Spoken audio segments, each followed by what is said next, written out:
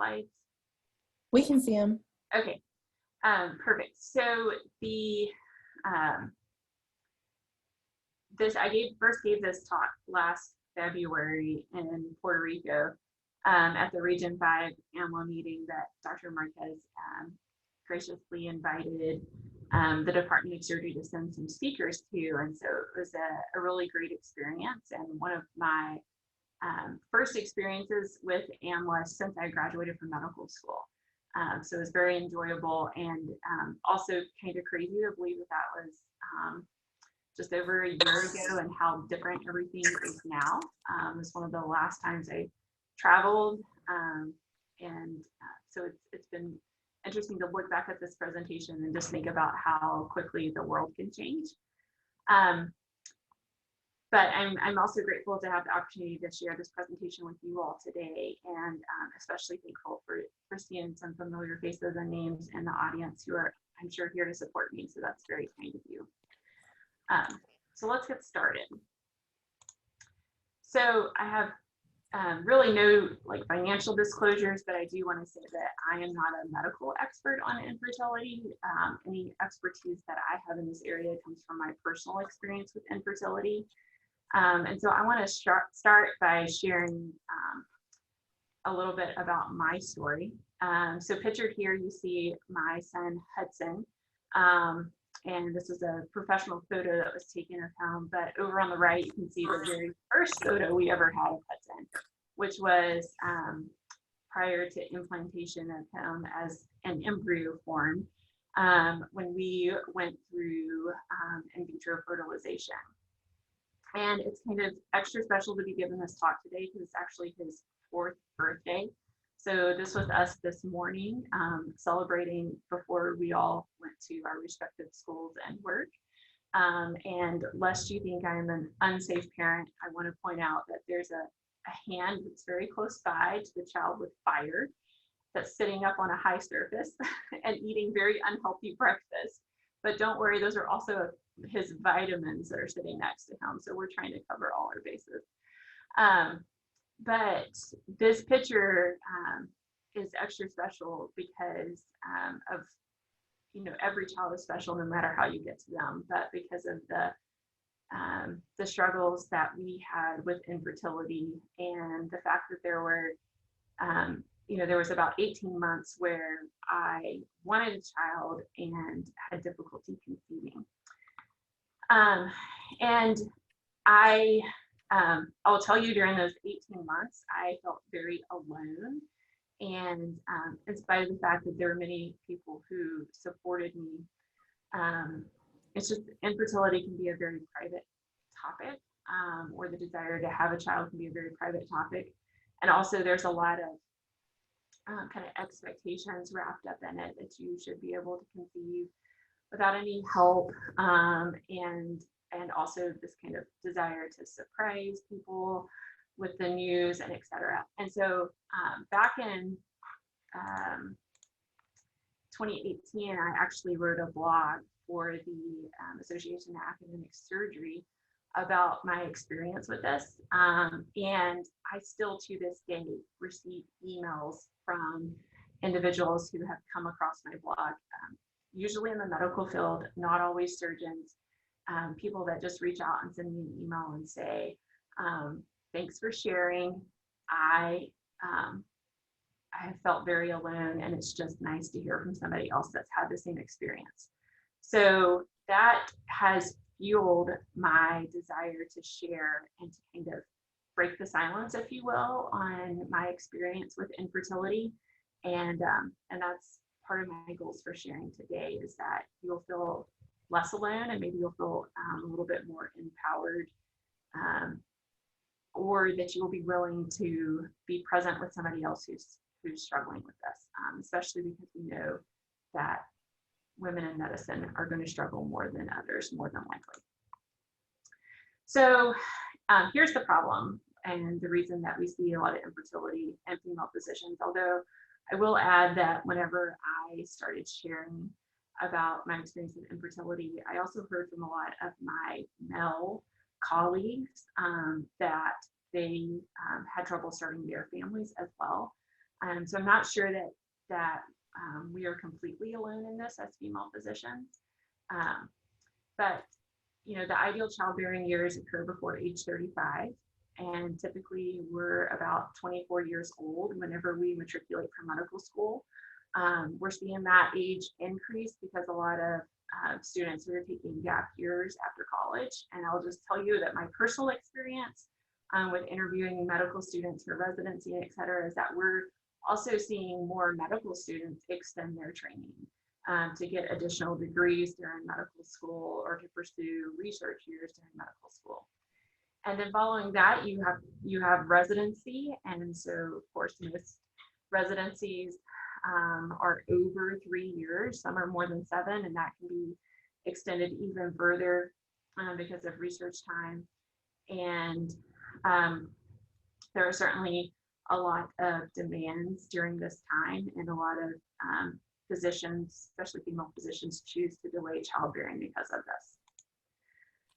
Some of the contributing problems is that there's not very clear parental leave policies during residency. There's a lot of differences among various institutions. A lot of residents are worried about extending training or combining pregnancy and training. There's been even some studies that suggest there's increased medical risk whenever you take call at night in your first trimester. And there's a lot of pressure to not complicate, job searches, to get your practice established, or to begin your research career early on. And some of this, was brought to light by research done here at our own institution back in 2010. Dr. Willett, Dr. Wellens, and Dr. Hardick. So I'd encourage you to read that article if you have further interest. Again, you have to ask yourself, is this really a problem? Is the ideal age really before age 35? And there is some hope because overall outcomes are still really favorable. The majority of females greater than 35 still have at-term birth weights, and but there is increased risk of miscarriage or chromosomal abnormalities. And then over age 40, you see these risks increase even further. And then, like Dr. Marquez mentioned, I'm a female surgeon, and we have some specialty specific data for women in surgery. And so 32% report fertility difficulty compared to 11% in the general population. 66% use assisted reproductive technology. And when we look at all babies born to female surgeons, at least 13% were conceived using reproductive technology. And then our age of pregnancy is 10 years older than the national average. So certainly seems to be currently, or at least back in 2014 when the study was done, significant concerns that medical training and surgical training can contribute to this. There was another study looking at procedural versus non-procedural specialties, and this is a little more hopeful. Proceduralists were slightly older at time of first pregnancy, but otherwise everything was pretty similar. So maybe it's just being in the medical field as opposed to being in the procedural field. So what do we do about this? This is a blog that was written by Argavon Salas about her experience with egg preservation and the difficulties about that. And so certainly there are many experiences out there, not just the one that I've described of my own. And what can we do to potentially change this? And so we've got to recognize the problem, of course, but what can we do to fix it? So I would suggest that these 4/5 things are important. First of all, I think we all need to recognize that this is a problem and educate ourselves about it. And then we need to work to promote awareness of this to potentially advocate for better solutions. So better ways to support residents in training that want to start a family. I think we need better support from our institutions of, providing coverage for infertility or fertility procedures, and also that we, and that's what one of my things that I hope for today, that we need to empower women in medicine to start families when they're ready to start families, no matter what stage they're in, whether they're in their research years or in their clinical training years and medical school, pre-med, etc. And then we as institutions, as program directors, as educators need to be flexible and provide them the support that they need. And then I think for anybody who finds themselves in medicine and ready to start a family, you really need to be unashamed about your desire. And, I think a lot of us feel like we are going to impose upon the people around us when we try to start a family, when we take additional time off or etc. But we really have to recognize that this is an essential part of who we are, and that we can't separate ourselves from that, and that we have to advocate for ourselves and start our families whenever we're ready. So I have some advice from my personal experience. First of all, I think that this is a very personal decision, and so there's no one size fits all answer. I would encourage anybody in the audience who is considering starting a family to seek help early, especially if you're having difficulty.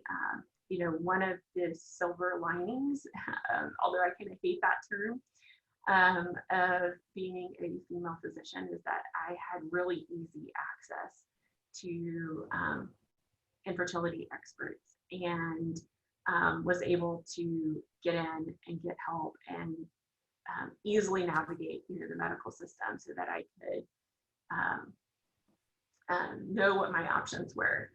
I think that we should all educate our colleagues and ourselves on proactive options to preserve fertility, such as egg preservation. And then I think it's important for us to find others around us to discuss this with, and to be aware and educated, and then advocate for our residents and our colleagues and ourselves that are facing these difficulties. I think that we need to continue to work toward very clear maternal and maternal leave policies. I'm proud to say that the American Board of Surgery has made some significant steps forward in this area, allowing additional leave and flexible options for completing training and extending training if you desire to take more time off. We do need to recognize that maternity leave is often associated with significant income loss, and that we can, that it's worth the investment. Firmly believe it's worth the investment in our female physicians to support them during maternity leave, so that, because it will increase their wellness and decrease attrition. And we need to be very clear in our support for childbearing during residency and beyond. And as I reviewed this presentation again and reflected on what I was going to say today, I had to point some fingers at myself in this, because I'm a program director now, and I am kicking myself for not clearly addressing it during my orientation sessions during interviews. But I would encourage that anybody who is on or will soon be on the interview trail looking for a job position, whether it's in residency or et cetera, to look for evidence of support for female physicians in whatever job or training program you're considering. And then, really recognize that this is a barrier that has to be overcome when we're thinking about gender equity. It's not just making sure that we're all paid the same and that we are evaluated fairly and promoted the same as our male colleagues, but we also need this support.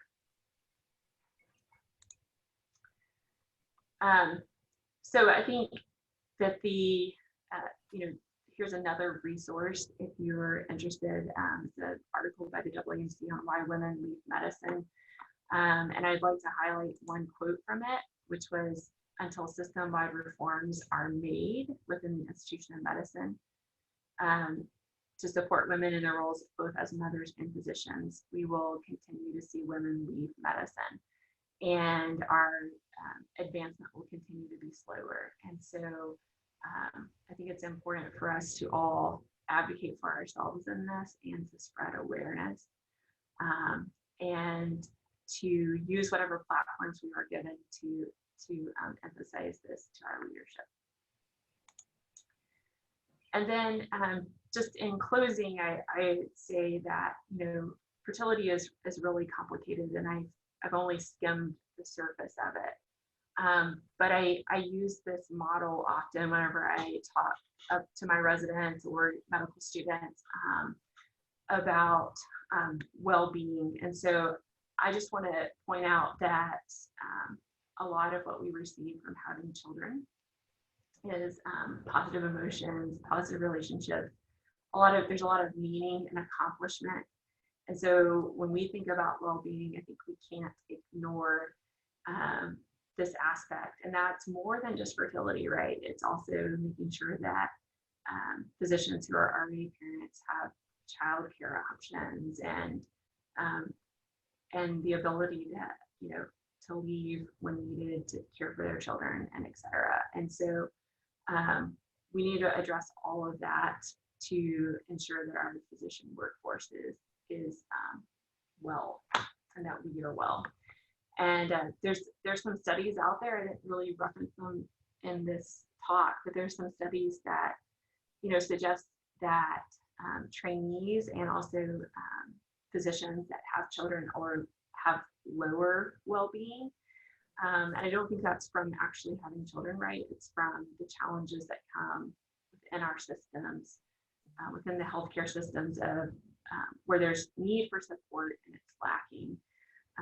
And so I feel like I've already seen improvement and changes in this in my time in medicine thus far, but we still have a ways to go.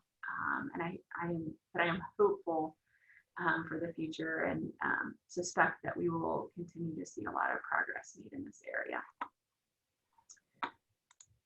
So I want to officially end and open up the talk for questions, but I want to share my contact information. So this is my email, my cell phone. I have office hours Tuesday all day, Thursday and Friday p.m. And I am always available. I would love to get coffee or lunch with anybody that has any further questions or just needs somebody to be a listening ear. I'm happy to be supportive, and if you need somebody to help you talk through something, like if you need to take some of your concerns to one of your colleagues or your program director, anything like that, I can be the first pass and hear it first. I'm happy to help in any way like that, or again, just to listen. So thank you for the opportunity to share. I'm going to stop talking. I'll stop sharing, and hopefully if anybody has any questions. Thank you so much, Brittany. This is wonderful. It's so nice of you to even offer to give your cell phone and to meet people. This is what this group is supposed to be about helping people connect with each other. In you making yourself available, that's great. I'm sure that somebody will take you up on that. Probably more people than just a few. So it's great to have a time for questions and comments. So let's open up to anybody that wants to ask a question or make a comment. Yeah, this is a retirement look, so y'all have to forgive me. Wow. I was out walking my dog earlier, so sorry. You look great. I wanted to just thank Brittany for being vulnerable and I think that's what we all need to do is, you know, we're not above the human condition, and I so appreciate you just being honest and sharing a little bit of your story. It helps tremendously to know that there are people out there that understand and they're willing to share. So thank you for that presentation. And, you know, over the years, I've seen so many young physicians with children, and it's such a, it's almost, they almost feel guilty sometimes, and they're also surprised that they don't really want to jump right back to work. And so I just would echo everything you said about, you know, it's time to celebrate motherhood and fatherhood and think outside the box. And, you know, I don't know, I think I see Alice Getford is on this call, and I don't know if there's some ACGME rules, but, you know, you wonder if, but particularly the employed physicians couldn't do a part-time option, like 2 part-times equal full-time if some of the women want to stay home with their children for a while. And, you know, in academia, I don't know about in private practice, in academia, you kind of get the impression that's not okay. You know, what's wrong? You're having children, but there's so many women that I think when a great example is the program director for radiology has always worked part-time, and she's delightful, and that she's happy. And so it shows, and the residents really appreciate that. So thinking outside the box, I think with all these bright minds that are on this call, it seems like, you know, there may be some options there. So thank you again. I appreciate it. I'm going to get my crazy self off this thing, but I felt like I needed to at least show my face. We So love you. We're so happy you joined us. Looks like it was, Yeah, since Sandy called me out on here, I have to thanks, Sandy. You're welcome. You're welcome. Can always count on you.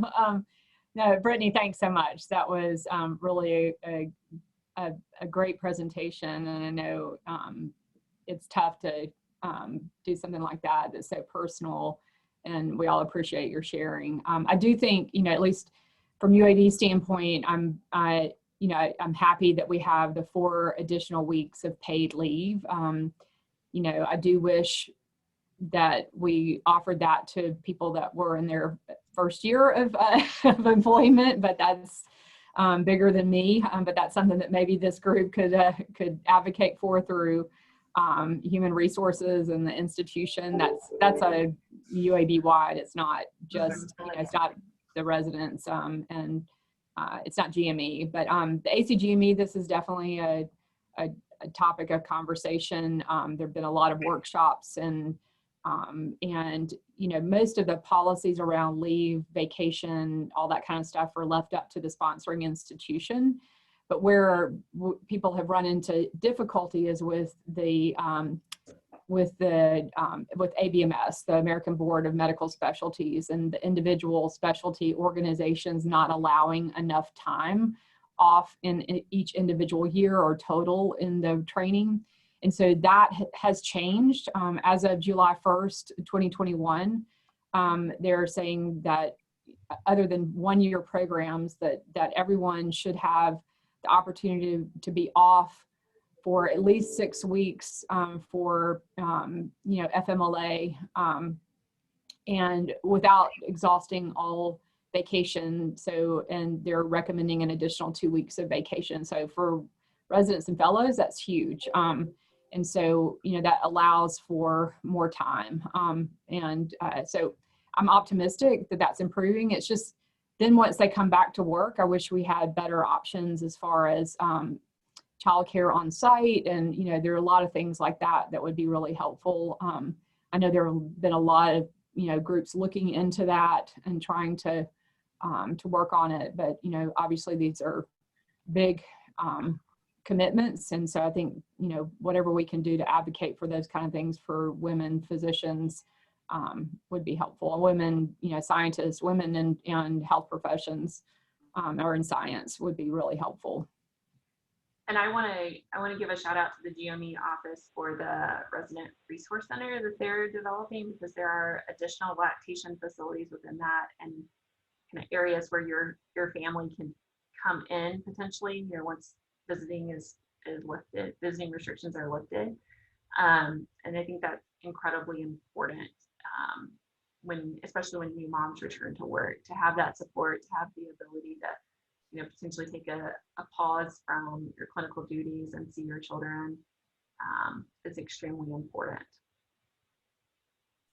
Speaking of that space, is there any, I don't know what will be there. I know it's going to be beautiful. It's right across the hall from where I am.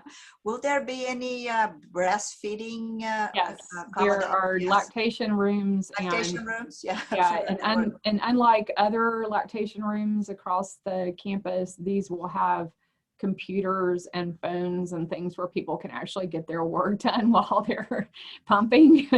So, I mean, you're not supposed to do that. If you talk to a lactation specialist, you're supposed to focus on but we all know what actually happens when you're trying to fit it in. But yeah, so there will be there'll be a couple of rooms for that. So. Okay, that's great. Hi, I just want to make one comment. I'm Janaki Nimmagadda from Huntsville campus. I used to be on Birmingham campus before. What I notice is that majority of the participants are faculty, not our students. And today I was having a conversation with a student just about this, and I encouraged her to join, and she did join. But I feel like it's a missed opportunity for other students, because I think they need to hear this early enough. I'm glad we're having this conversation today, but I just wanted to see if we can extend this invitation to our students so they can hear before it's too late. I can answer that.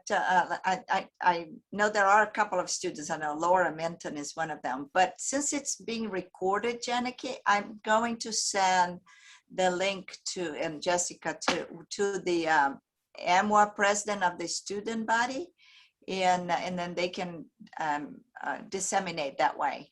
And especially the ability of speaking with Brittany will be quite valuable for them. Okay, thank you. Mm-hmm. Marissa, Brittany, one resource I got referred to recently, it's a national group. It's the Physicians Moms group, but there's a Birmingham chapter. So I think if you go into Facebook and just put Physicians Moms group, you can get to where you have to request to join because it's a private group. But a lot of the back and forth is, do you know a nanny? Do you know where it's a lot of resources, and some of that is resources. It's not just, my children are all in their 20s and 30s, but some of the resources don't have to do with having small children anymore. But I think it would be a good resource for people who do have. Yeah, children. I've heard of that. Yeah. Mm-hmm. Thank you. I think Megan were you going to say something? McMurray? Oh, I'm sorry. I didn't realize I was not on mute. I apologize. It's okay. I'll weigh in. First, thank you, Brittany, for doing this and for sharing your story. I'm here for support, and I'll just add a little bit, just share a little bit and give some advice. I do see some students on here as well, which is in young faculty. I think it's very good to get this. I've had my story, mostly I talk to my students. So if anybody is out there maybe that doesn't have a partner and thinks about this early in their career, I found myself divorced and at 40, and I hadn't had children. I was never one of these that I was like going to, you just kind of thought you would. Mm-hmm. And so I reiterate what Brittany says is if you're thinking about it, start it early, because I happened to mention to my OB/GYN, she said, okay, we're setting you up with an appointment with REI right now. It's like, oh, I don't know if I'm ready. And that was the best thing because they got me going. And as a single person, there's a lot of other little challenges that you don't think about, but I knew that that's what I wanted to do. And I pursued some adoption options as well. And that were not as, that could have been done, but I definitely got the, no one's going to choose you, an older professional mom that's putting their child in daycare. You're not going to get chosen.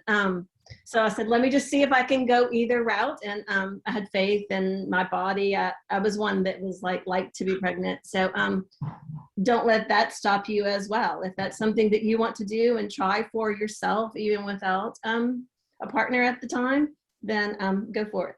Like I said, I'm happy to talk at any point as well, but it's never too early to think about these things, and there's never a right time. So we do need to make it. I started my first position at 35, and my male young colleagues, their wives were having children, and I just kept thinking, oh, I'll get to it. So advice to, if you think about it, just go for it.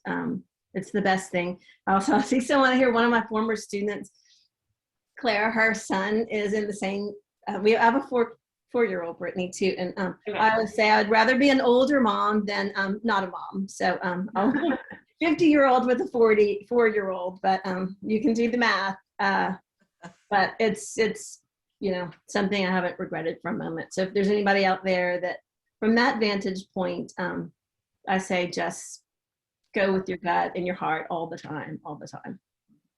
Sure. Thank you so much, Laura. That was great. I thought I would add that since there are a lot of faculty on this call, one of the things that we should be thoughtful about is pairing young moms, especially moms that are in training, with female faculty mothers, because that support alone can be helpful. So to be on the lookout for, and maybe you have to take the initiative yourself, but if you notice there's somebody in your training program that is a mom, then make sure that you talk to them and share some experiences. And some of it is what, like Nina mentioned, about sharing resources and et cetera, but a lot of it is just being supportive and normalizing kind of some of the struggles, and that's super helpful. And then we all have a platform to just bring this up. So sometimes I just bring it up in the operating room, even if I'm scrubbed in with a male resident, because the awareness is really important. And it gives you the opportunity to open the door. You never know who is struggling.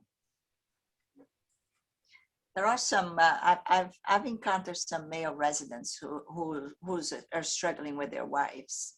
Mm-hmm. And when you open up and talk about it, they do share their struggles with you. My name is Aubrey. I'm one of the third-year PEDS residents. I just had a question about choosing an infertility clinic. We've done several cycles of IUI through UAB, and I'm really happy there. But I'm moving for my job after residency, and now feel like making the IVF decision kind of weighs heavily on which clinic to choose. And I know there's that CDC database that kind of gives outcomes, but I just wanted to see if anybody had any advice about that, or if you just stuck with your original clinic that you started with. I can share my experience, and there may be some others too. So I used UAB, and one of the reasons that I felt really comfortable there is that I felt like they were data driven, and I'm data driven, right, as an academic physician, and so I really appreciated that aspect of it. And so that's kind of was my perspective on it. I felt like I would always want to go kind of the academic route. The kind of downside is that you're usually sitting in a waiting room, and it's pretty obvious, and like you may have one of your colleagues walk through.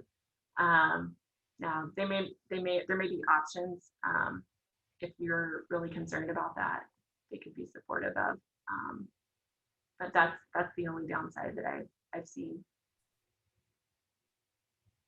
I got lucky with UAB. I mean, I went here, I would always go to UAB for my care anyway. And just, talk to everyone, talk to the people, and do your own research. I mean, I'm a scientist, you all are scientists, but ask the questions. I love UAB, and I think we'll probably just stay with UAB, but given that insurance doesn't cover anything, no matter where you go, I just wanted to go where you have the best chance, basically. Yeah. Oh, I don't know if I can speak up here. Hey, everybody. I'm one of the REI doctors, and I'm Brittany. I'm so sorry I missed your talk. Just finished morning clinic, but I've heard some of the question and answer, and just wanted to address some of the things. Just to echo the first point about just the knowledge, and if you have questions, just get checked out, go see your OB or an infertility specialist. Just figure out, I mean, you may not make any decisions, but getting that information and knowing kind of what your ovarian reserve is and what risk factors you may have for infertility, I think it's really empowering. In terms of the success rates and things like that, that SARD data I think is really helpful when you're looking at clinics. And if you go on that website, it does caution you not to directly compare clinics because patient populations can be very different. I'm gonna brag on our success rates. We have a great lab, great embryologist here, but we also have some very, we get the complex cases referred to us as well.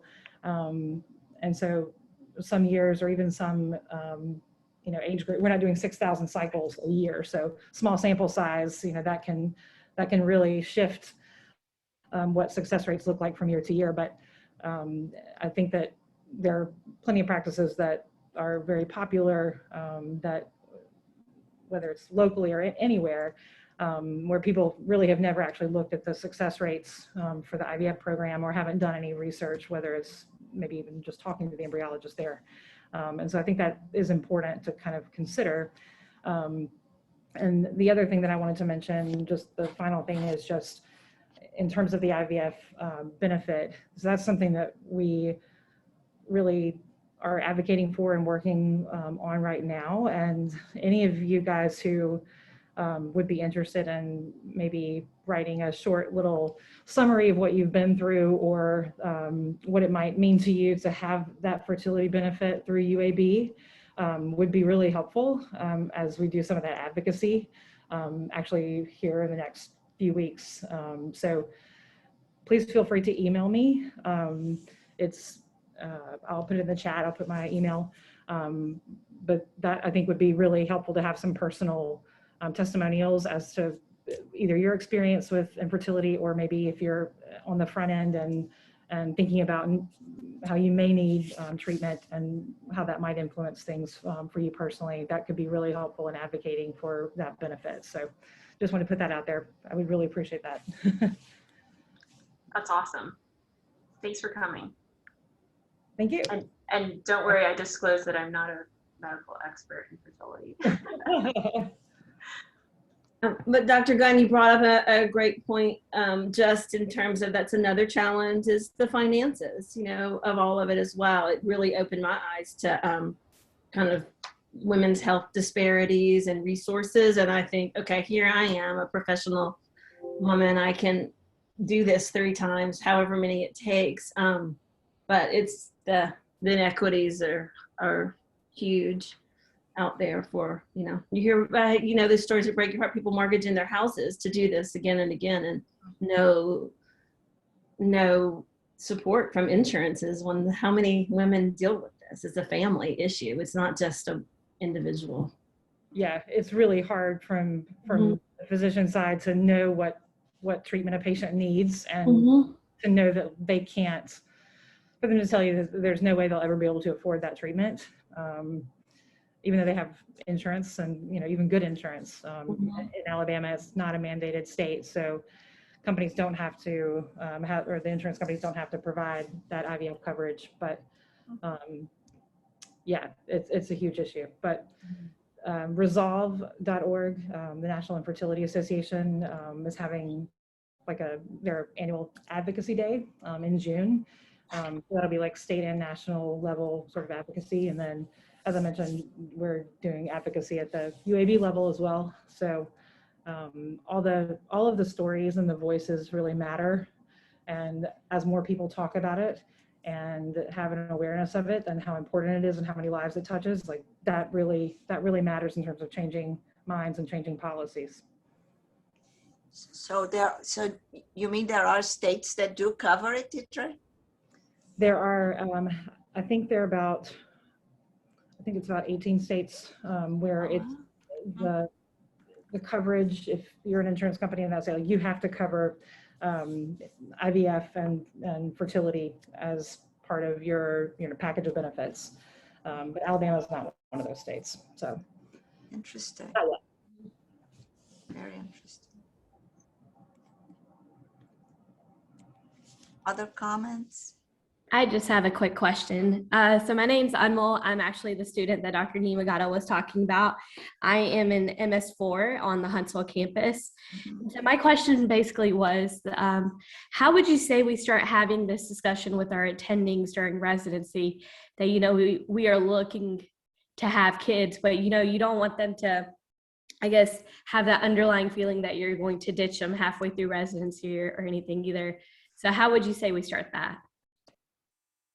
So I realize I'm in a different position than you are. I'm on this side of it.